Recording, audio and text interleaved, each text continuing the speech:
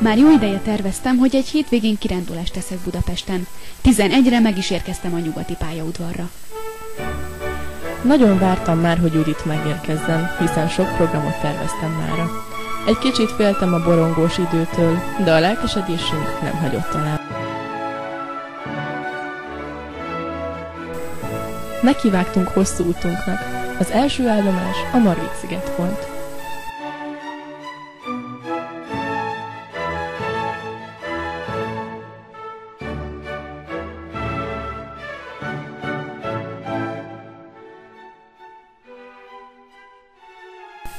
A bejáratnál azonnal meg kellett állnunk, hiszen ezt a káprázatos látványt kár lett volna kihagyni. Előttünk a Duna, a túlsó parton budai házak magasodnak.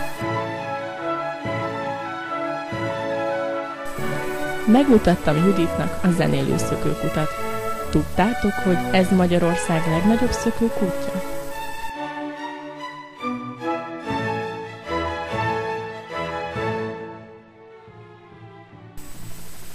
Lementünk a mólóra, hogy megcsodáljuk a Dunát. Ez Európa második leghosszabb folyója.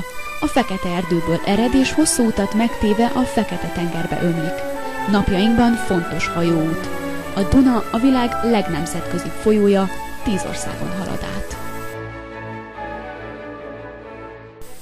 Utána ellátogattunk a vadaskertbe. Megnéztük az őzikéket,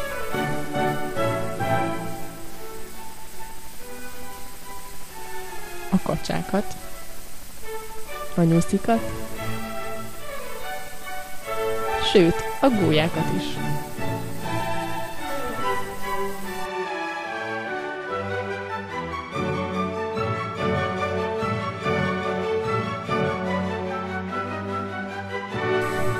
Végül megsimogattuk a pónikat.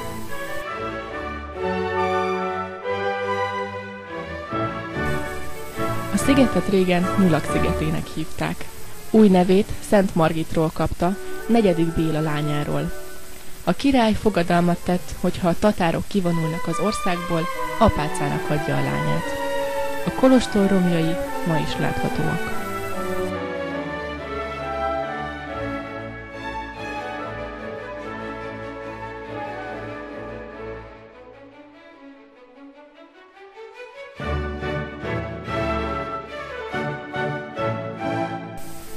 A Margit hídról megtekintettük az országházat. Itt található a Szent Korona és a koronázási ékszerek. Ezután indultunk is a Hősök terére.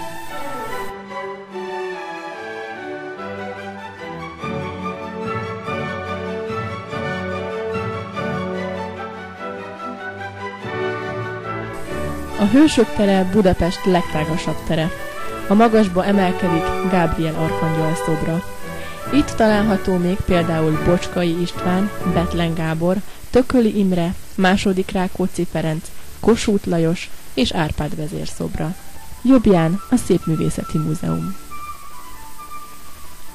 Búcsút intettünk a térnek, és már indultunk is a Városligetbe.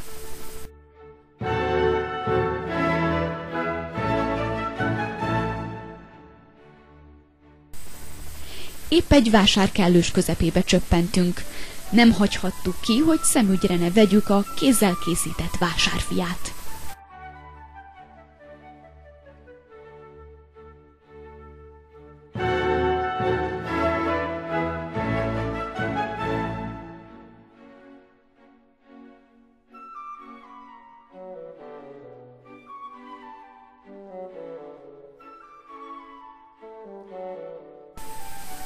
Ezután Vajdahunyadvárát látogattuk meg. Megismerkedtünk gróf Károlyi Sándorral, és megcsodáltuk a jáki kápolnát is.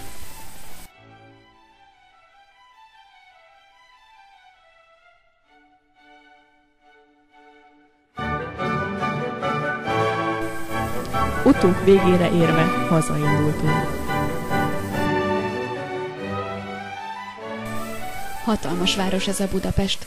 Még rengeteg dolgot lehetett volna megnézni, de engem így is lenyűgözött. Nikivel megbeszéltük, hogy legközelebb megmutatom neki szülővárosomat, Kenderest.